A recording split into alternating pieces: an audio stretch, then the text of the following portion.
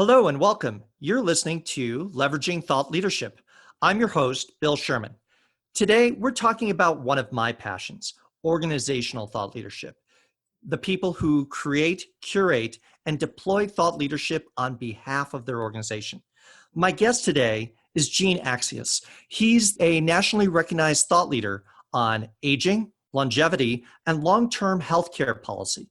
He's the Senior Vice President of Global Thought Leadership at AARP, and he provides strategic direction, leadership, and expertise for all of the thought leadership initiatives that AARP performs. Welcome to the show, Gene. Well, thank you so much, Bill, for having me. I'm excited to be on the show with you today. So let's start here. What is your role at AARP? Describe what thought leadership is within AARP. What are you doing? Absolutely. Well, thought leadership works within AARP really to position AARP as an organization that's at the forefront of issues that shape the lives of people as they live and age. Our goal is to identify emerging topics, is to challenge the status quo, and then to engage new audiences that can really become potential allies and thought partners in helping the world see aging in a totally different lens, and a very positive lens, to be exact. Now, who are your target audiences? Who are you trying to reach, and what are you trying to achieve? Absolutely. So we work across think tanks, academia, government, industry, and nonprofit organizations. Our audience is really influencers, thought leaders, major policymakers, and our goal is really to help advance emerging issues and to surface new solutions. We do this in three ways. One is that we believe that thought leadership is driven by this very strong belief that sharing knowledge is the world's most important currency. So for us, it's really about what are those thought-provoking insights that's backed by evidence that really provides a new angle on an issue that where AARP has something to say. We also focus on influencing conversations among leaders, both in thought and practice. As you kind of think about the global trends around longevity in particular, we want to position AARP as that leading organization that fosters change, that creates pivot points, and that inspires solutions. And then finally, it's about impact, right? So one is information is the world's most important currency. Two, it's really about influencing conversations and building new partnerships. Three, it's really about impact. And then for us, we want to serve as a connector. We also want to spark change. Going back to what I said earlier in terms of the fact that we want to help the world see aging in a totally different light, that there's value and experience and wisdom that comes with getting older, and how can we create solutions that allow everyone to age as they would like. So you mentioned thought-provoking questions, right? Are you coming with questions? Are you coming with sort of policy templates to people, some mix of the two? When you go to your audiences, what modalities are you using, and how do you want them to respond? Absolutely. So it's a mixture of all of the above, both in terms of exactly are there thought-provoking questions that are unresolved. And I think a lot of the work around thought leadership is really to tackle some of these complex and difficult questions, is really to kind of think big and to really think about what could the potential possibilities be. So for us, it's really along those lines of really what are those big ideas, those big questions. And then we actually start by having a range of conversations with untraditional partners. So it's not just the folks that know the work of AARP, but we also want to focus more specifically on those who do not. And then what are the opportunities to cross-pollinate and think about solutions to help address those questions. So in some cases, it might be policy, but in some cases, it might be work that we're doing with the private sector. So I want to dig a little bit deeper on that. You said untraditional partners. So give me a sense of who would be untraditional for you and why. Show me sort of the range of who you're talking to and listening to. That's a great question, Bill. Untraditional in the sense that we want to work with groups that have not traditionally worked on aging issues, or groups that have not thought about the growing trend that people are aging and living longer.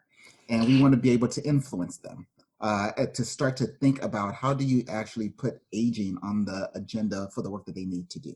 Can Uh, you give an example of that? Absolutely. So we released a huge report called The Longevity Economy. Hmm. And that report was able to quantify the economic contributions of people over the age of 50 in the United States. And the tune was around $8.3 trillion. Using that insight, we've been able to partner and show up at places as most recently as CES, which is the Consumer Electronics Show. Here And in you Las Vegas, yeah. in Las Vegas. You say, well, why is AARP at CES?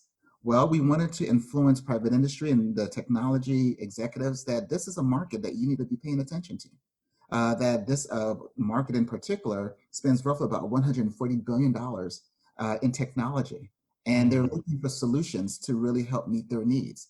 We wanted to counter this notion that older adults are fearful or scared or don't know how to use technology. So we Hmm. started one up at CES.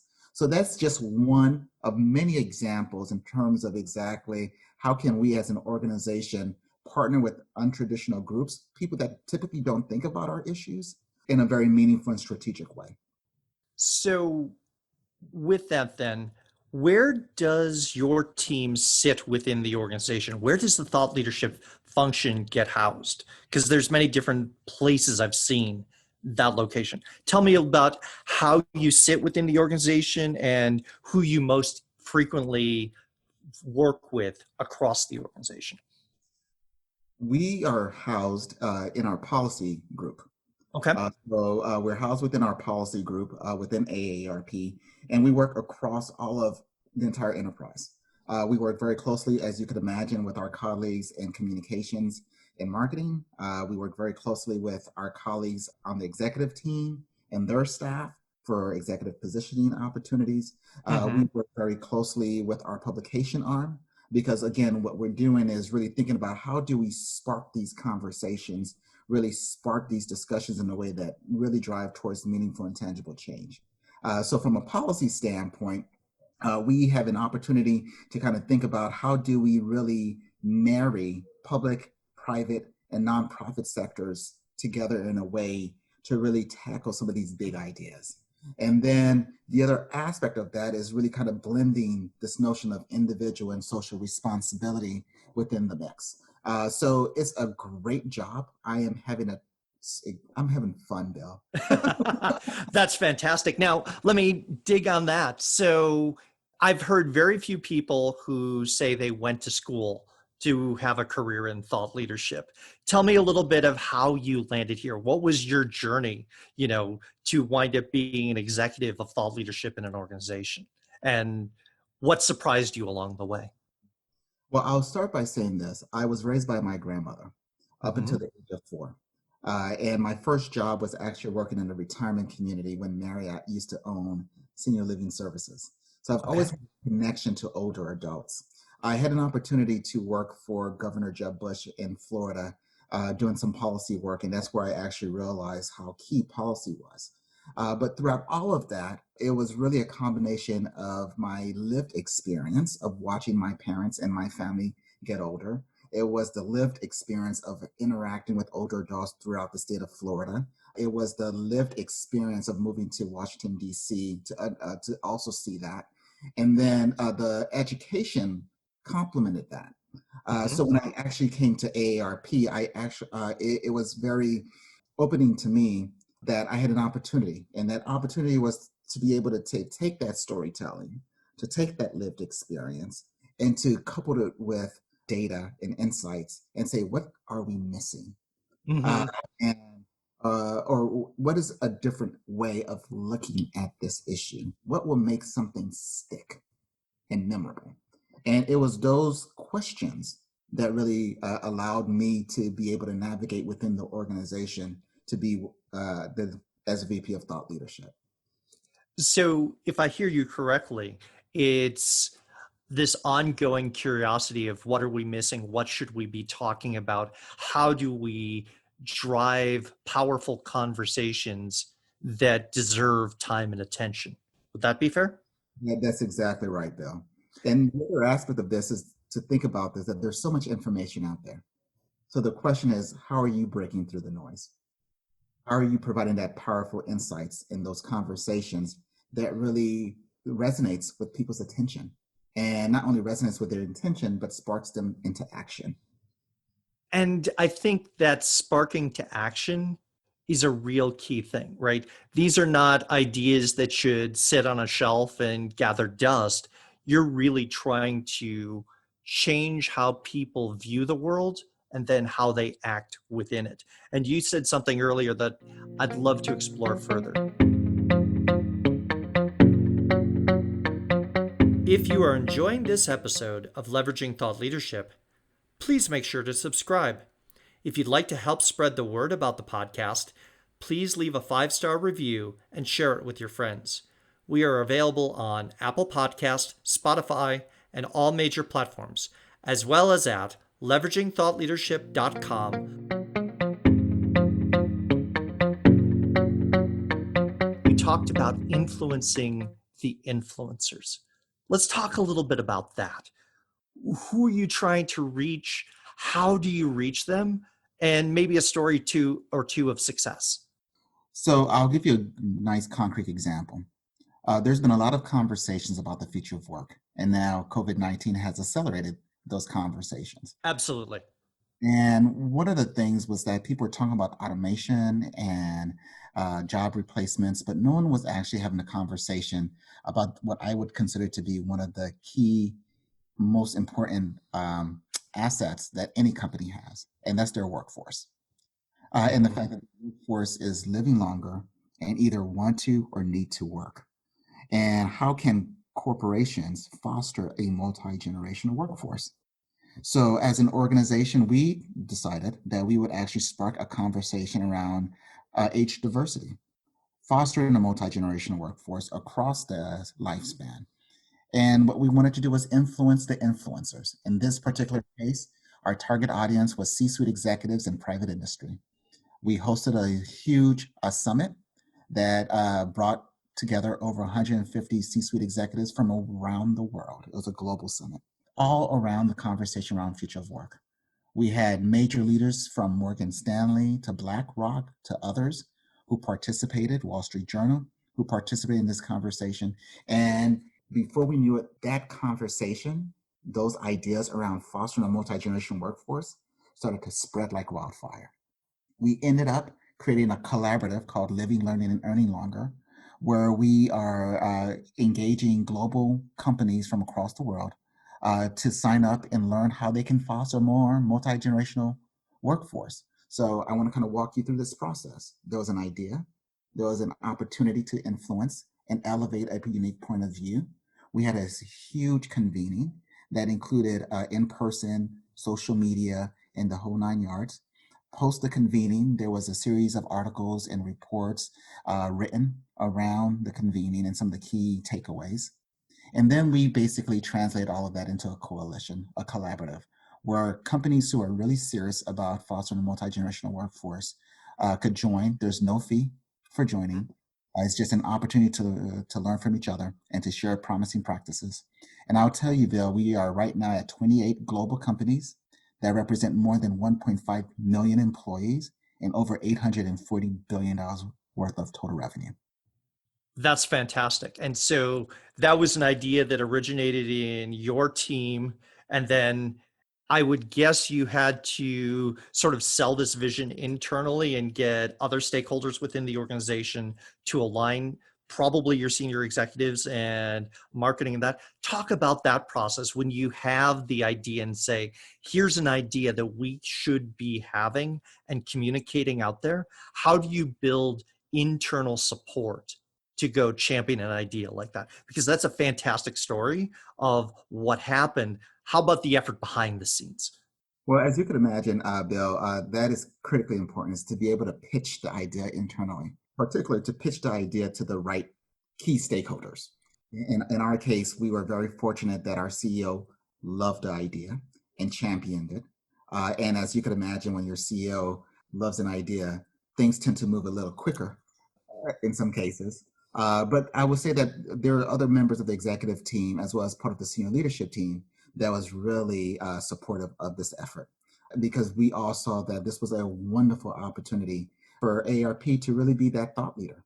The work that I do is really leveraging the insights and thought leadership across all of AARP in order to really amplify our unique perspective. And I really enjoyed that. But in our case, with respect to this particular initiative, we had the support of our executive team and our senior leadership. Fantastic. So you lead a team, correct? We do. In that team, are they responsible for uncovering issues and developing ideas, or what is the team like? So I will share with you that within AARP, we have three broad and specific goals. One is Mhm. around security, the other is around financial resilience, and then the third is around personal fulfillment. It is what our CEO likes to refer to as health, wealth, and self, meaning the fact that in the absence of your health, in the absence of having financial resources or the ability to rebound, it has tremendous impact on your overall well-being. And as a result, we're structured as a team along those lines where we work on those three areas of focus, broadly speaking. Our team has the opportunity to really kick ideas around. We are very fortunate in a sense that we have the support of our leadership to really kind of experiment and to test and to push and to explore. Realizing that at the end of the day, the goal for us is really to help elevate issues and seek solutions. And we can do that internally and externally. So, one of the things that I think is very relevant now is for other leaders who have teams that are doing thought leadership. How do you develop them Mhm. on the thought leadership track? So, how are you encouraging them? Because you talk about thinking and asking what questions should they ask. How are you leading and how are you mentoring your team? That's a beautiful question. Part of what I do is actually encourage our team to do what we refer to as think days, or we call it creative mayhem. And creative is actually an opportunity where you're not technically doing quote unquote work. It's a Mhm. day where you can actually go out and work on something and to really kind of bring those ideas back. It's really a way to foster innovation and creativity. So that is one example of how we do that, both in terms of encouraging our team members to go out into the community, to talk to people, to talk to different people, to talk to different people in different industries and sectors, and just have conversation. What are you hearing? What are you reading? The other aspect of what we do is really encourage our team to have a pulse on the issues that we work on. Really kind of thinking about who are those influencers within the issues of health security, within the issues of financial resilience, within the issues of personal fulfillment. What are they talking about? What are they thinking about? What are they missing? So we're constantly doing that environmental scan. And then thirdly, and critically important, is ensuring that the work and the ideas that we're doing fund us up to our strategic priorities as an organization. We're very lucky in a sense that everyone on our team has been gone through the process of innovation training, really going through, Mm. really kind of thinking about design thinking and not being so quick to say no, but to say yes. And rather than saying or, we say yes and. Really thinking about how we build that. And then finally, during our team meetings, we have a discussion question that is, what's on your mind? And it's just really an opportunity for us to battle around with an issue. And we ask each team member to raise a series of questions and issues. And then we just kind of battle it around. And we just had one most recently last week where someone was mentioning a report and it just spun into a brainstorming session. So it's the opportunity to be nimble and to be willing to be open. And the other aspect of this too is that we really encourage our team to have a growth mindset. So the opportunity to continue to learn, and then for us as managers and leaders to provide them with the resources in order to invest in their professional development is critically important. So they feel that they're valued and that their opinion matters. I think you painted a picture really interesting of you're encouraging questioning and that there's almost an entrepreneurial spirit in. Please, please. Absolutely. In fact, we actually screen for that. Really? We actually screen for that in terms of the candidates need to be able to demonstrate how they've had an entrepreneurial spirit, how they've been very proactive of looking at problems and coming up with solutions, how they've tried to collaborate with traditional and untraditional partners. So we really do look for that as part of our screening process to come onto our team. And with that, I also, this goes back to the unexpected groups that you talked about earlier. And you then said later here with your team, encouraging them to talk to people and have unexpected conversations, either with people they normally wouldn't talk to or talk to subject matter experts and see what they're missing. It's really looking for the gaps is this theme that I'm hearing, is you're looking for what's missing in this conversation and how do we serve it. That's exactly right, Bill. In addition to looking for the gaps and encouraging our team to be entrepreneurs in every respect, we also encourage them to read books and magazines that they typically would not read to really kind of spark that thinking as well. I think it's critically important for us to really be on the front lines of trying to change systems in order to change lives. And the best way to do that is to be very close to what the problems are, what the discussions are, and also fill those gaps. So the proximity to the problem is critically important. So I really encourage my team to get out into the community, to get out there, get close to the problem, really kind of think about the opportunities in which we can try to solve and address them. So let me ask you a question about COVID-19 on two layers. We're Mhm. now in roughly June of 2020, right?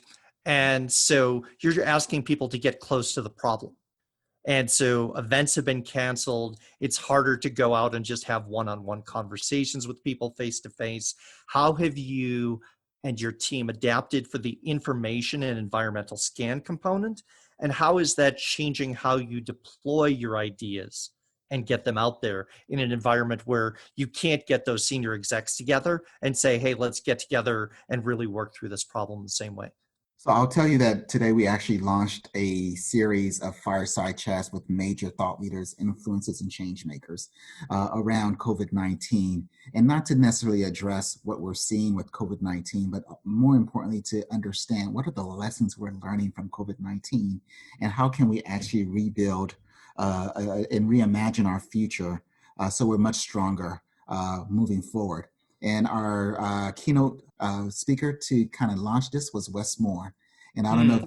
you know Wes, but Wes is the CEO of Robin Hood Foundation and two-time New York Times bestseller author.